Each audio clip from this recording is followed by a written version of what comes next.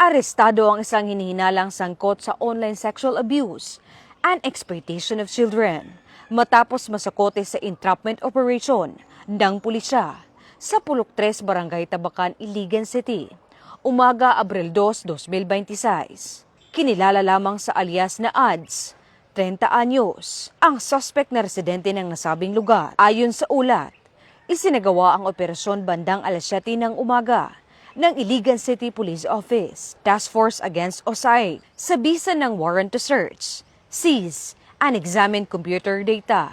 Nagresulta ito sa pagkaaresto ng suspect at pagkasagip ng isang 16 anyos na babaeng biktima.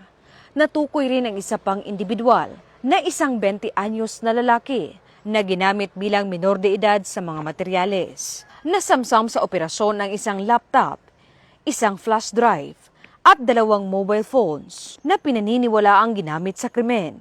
Sa isinagawang pagsusuri, natuklasan ang mga larawan at video na may kaugnayan sa child sexual abuse at exploitation. Nahaharap ang suspect sa kasong paglabag sa Republic Act 11930 at itinurn over ang nasagip na minor de edad sa City Social Welfare and Development para sa kaukulang pangangalaga.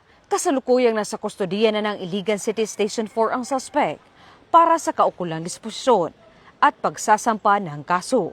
Mula dito sa inyong higalang pulis, Regional Office 10 Public Information Office.